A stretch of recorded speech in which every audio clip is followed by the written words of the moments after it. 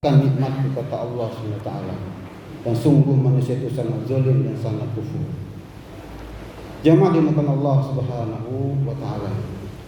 Tiada nikmat yang lebih besar melainkan nikmat iman kepada Allah dan Rasulnya. Maka bersyukurlah kita kepada Allah Subhanahu wa taala, kita yang telah mendapatkan nikmat iman ini. Kewajiban bagi kita adalah bagaimana kita bisa meningkatkan keimanan kita, sekaligus bagaimana kita bisa menjaga iman kita. Walaupun al-imanu yazidu wa yanqus, iman itu bisa naik dan bisa turun. Ia naik yazidu bi ta'ah, karena ketaatan, karena ibadahnya, imannya bisa naik, meningkat. Sebaliknya wa yanqus bil ma'siyah, iman juga bisa turun karena perbuatan-perbuatan maksiat yang kita lakukan. Jamaah dimuliakan Allah Subhanahu wa taala.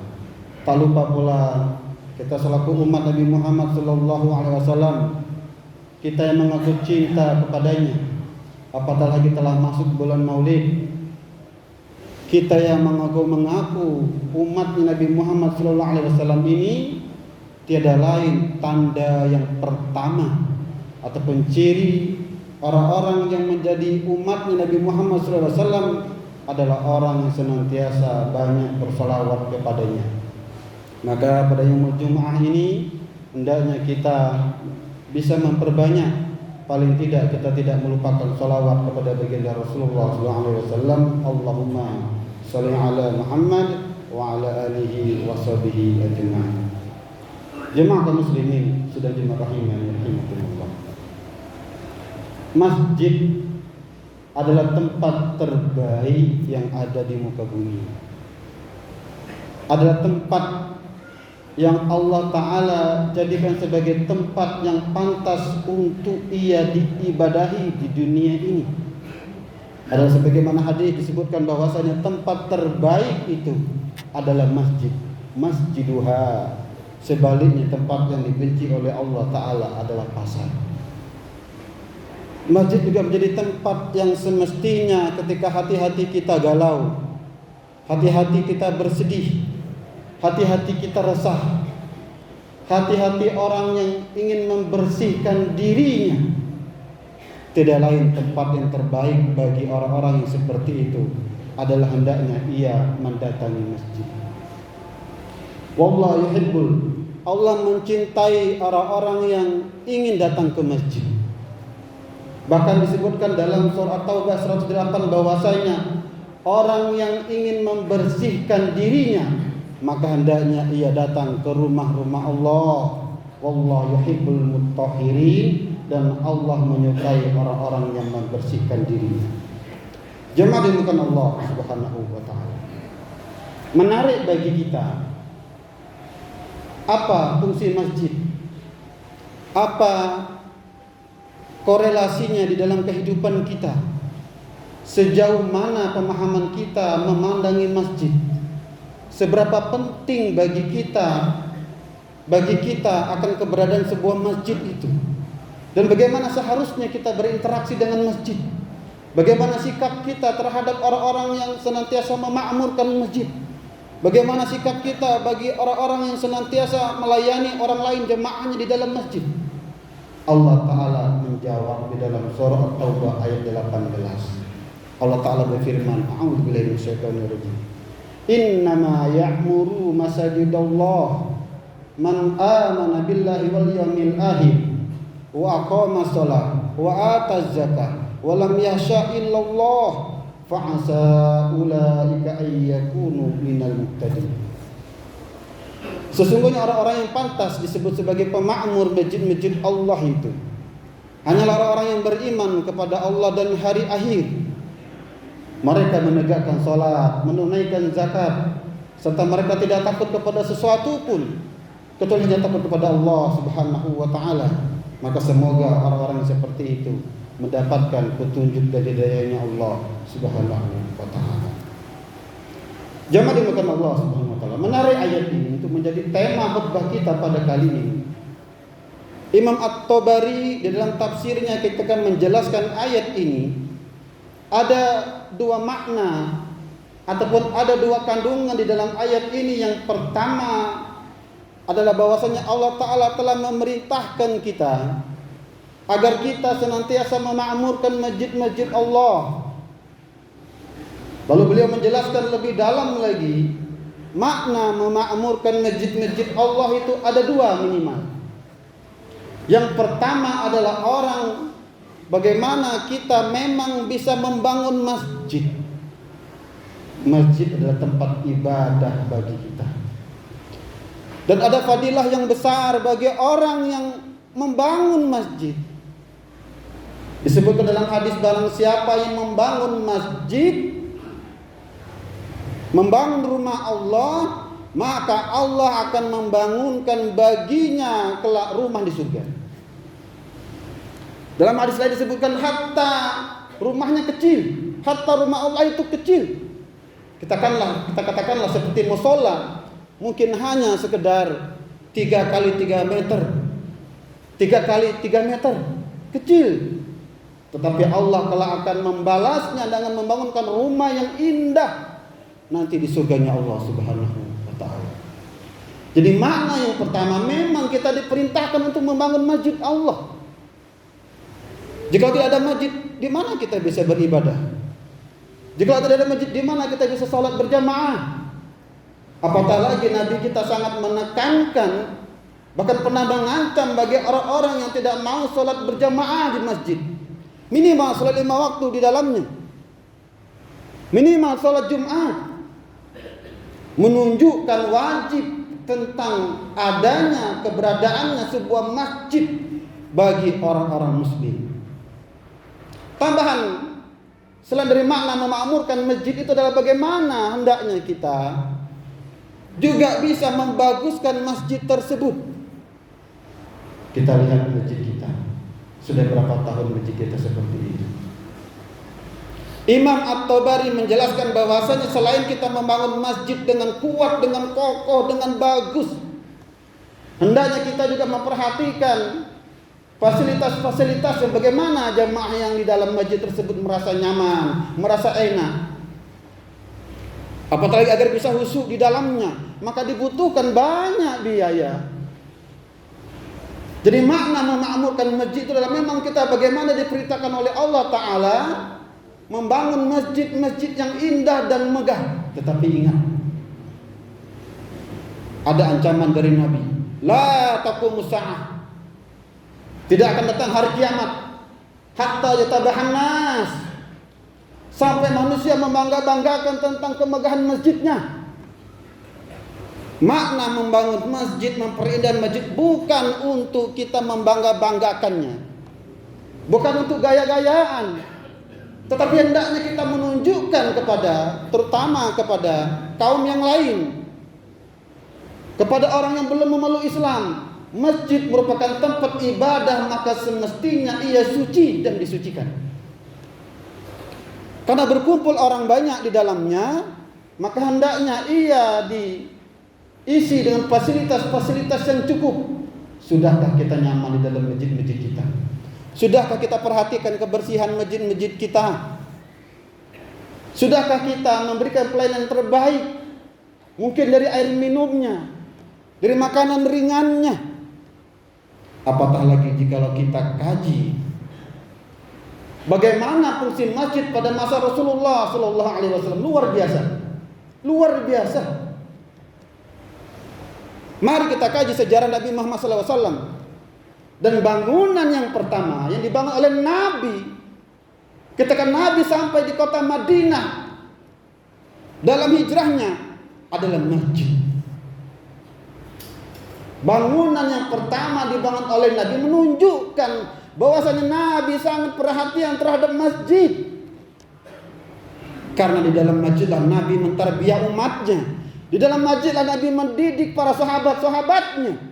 Nabi memberikan taklim, memberikan tarbiyah. Bahkan disebutkan dalam hadis Nabi juga pernah mengajarkan strategi perang. Bahkan disebutkan para sahabat pernah berlatih perang di dalam masjid. Tidak boleh kita larang untuk kita membicarakan masalah politik di dalam masjid. Maksudnya tentu maknanya politik Islam, berbeda hanya sekedar politik pada masa kini. Karena bab tentang fikih siyasi menjadi bab dalam dinul Islam. Artinya fungsi masjid pada masa Rasulullah SAW merupakan pusat kegiatan umat Islam pada masa itu, merupakan pusat pergerakan kaum muslimin pada masa itu. Kira-kira kebaikan dari mana yang diharapkan kalau bukan datang dari masjid? Kebaikan mana lagi yang kita harapkan kalau bukan datang dari masjid Allah? Maka kita bisa katakan masjid merupakan standar, parameter untuk kita melihat bagaimana kondisi sebuah masyarakat kaum muslimin itu. Jikalau masjid makmur, maka insya Allah kita yakin masyarakatnya akan makmur. Akan ada terasa keberkahan di sekitar masjid tersebut. Sebaliknya, kalau ada masjid tidak makmur oleh jamaahnya, bahkan barangkali ada masjid yang menjadi sumber konflik gara-gara perbedaan mazhab, perbedaan fikih. Na'udzubillahi min dzalik. Kira-kira kebaikan apa lagi yang kita harapkan jika bukan datangnya di rumah-rumah Allah seperti masjid-masjid kita. Jamaah dimuliakan Allah Subhanahu wa taala. Jadi sekali lagi fungsi masjid sangat strategis. Apatah lagi jika kita kaitkan dengan masa-masa kondisi saat ini. Di tengah huru-hara politik yang tidak jelas, di tengah kondisi umat yang semakin tidak menentu, di tengah kondisi yang semakin lesu, di tengah hati-hati kita yang sering galau, gundah gulana, kemana lagi kita ingin lari? Kemana lagi kita ingin mencari tempat yang membuat hati kita menjadi tenang? Tiada lain, ialah masjid-masjid Allah. Makna yang kedua, menurut Imam At-Tabari, adalah makna memakmurkan masjid selain hendaknya kita memperhatikan bangunannya, kebersihannya, fasilitasnya, adalah makna yang hakiki ataupun fungsi esensi dari masjid tersebut.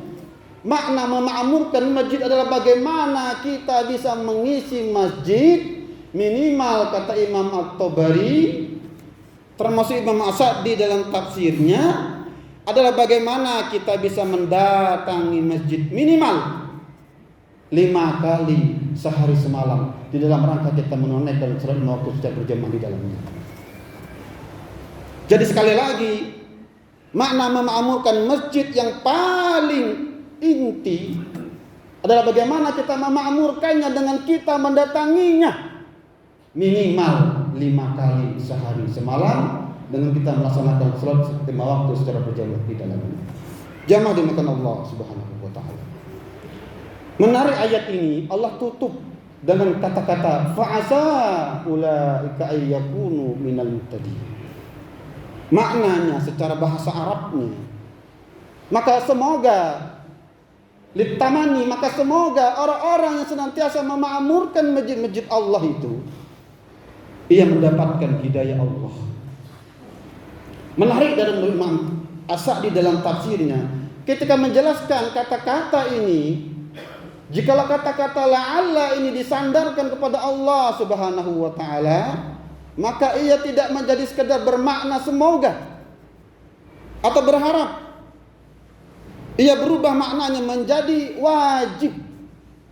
Jadi makna fa'asa ulaika ayyakunu minal muhtadin ini, menurut Imam As-Sa'di dalam tafsirnya, maka wajib bagi Allah Subhanahu wa taala untuk memberikan hidayahnya, memberikan petunjuknya bagi orang-orang yang senantiasa memakmurkan masjid-masjid Allah. Jemaah dimuliakan Allah Subhanahu wa taala. Kiranya apalagi lagi yang lebih mahal daripada hidayah Allah? Kira adakah lagi yang bisa lebih berharga daripada hidayah Allah? Bukankah sebelum iman menghampiri diri kita ini, ia dihampiri terlebih dahulu oleh hidayahnya Allah Subhanahu wa taala. Jadi jikalau kita ingin mendapatkan hidayahnya Allah, tidak usah jauh-jauh kita mencari.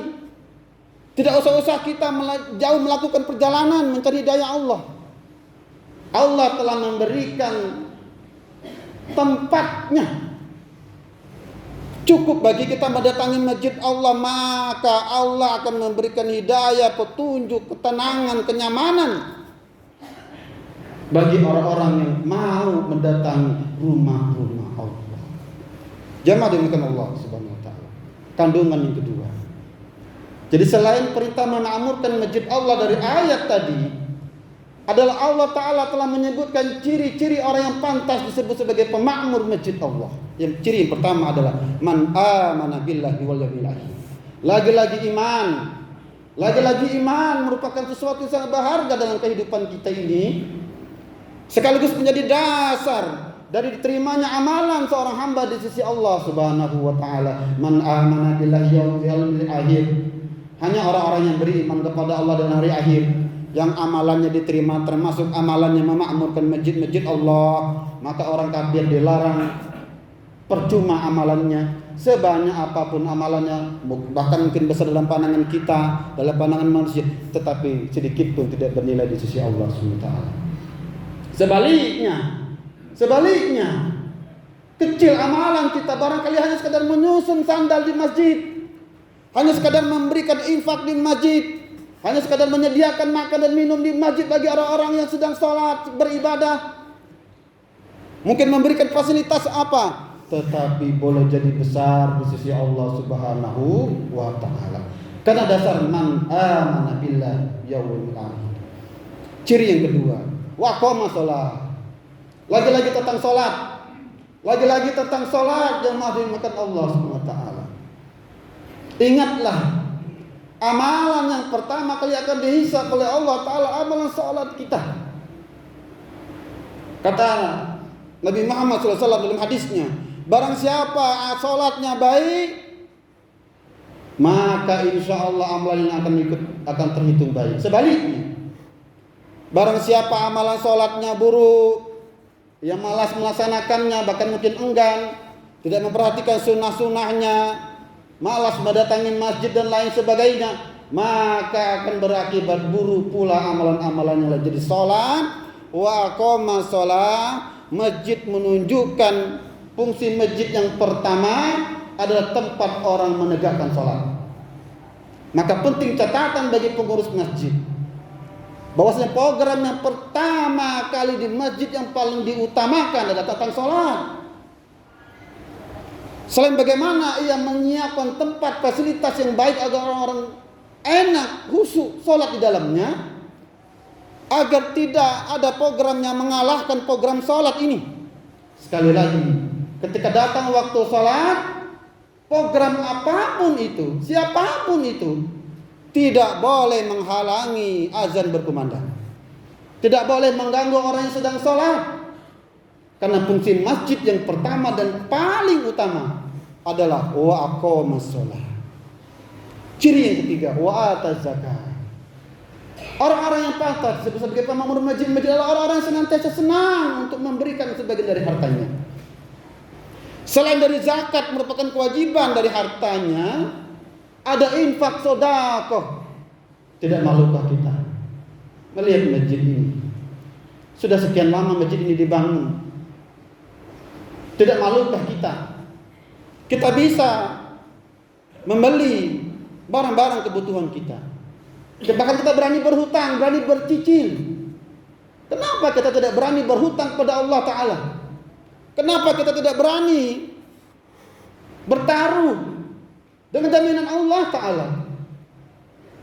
Menunggu kapan masjid ini jadi? Siapa yang kita harapkan? Pemerintah atau masyarakat atau diri kita? Siapa yang diharapkan?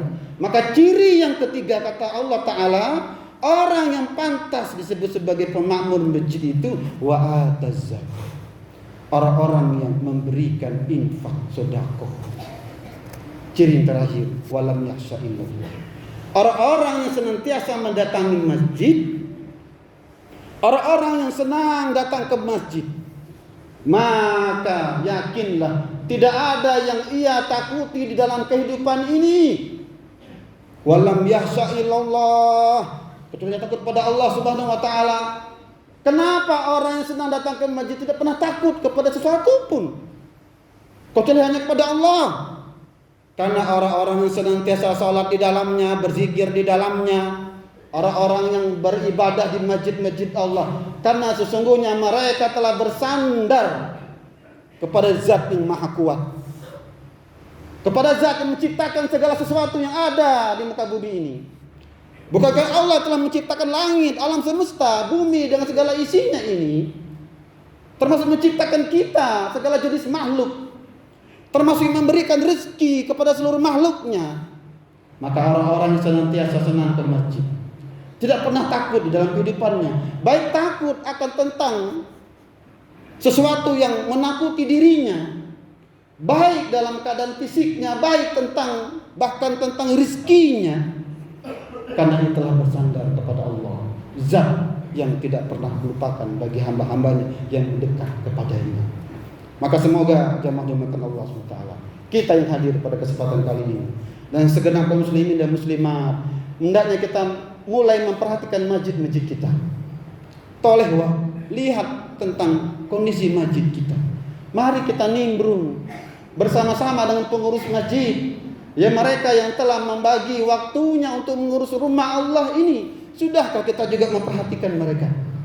Sudahkah kita melihat tentang kondisinya? Sesungguhnya tanggung jawab tentang masjid ini bukan hanya pengurus masjid, tetapi kita semua. Untuk kita memakmurkannya, bagaimana kita bisa membangunnya, bagaimana kita bisa membangun dengan indah, menunjukkan inilah rumah kita, inilah bangunan kita yang paling indah yang kita miliki di muka bumi ini.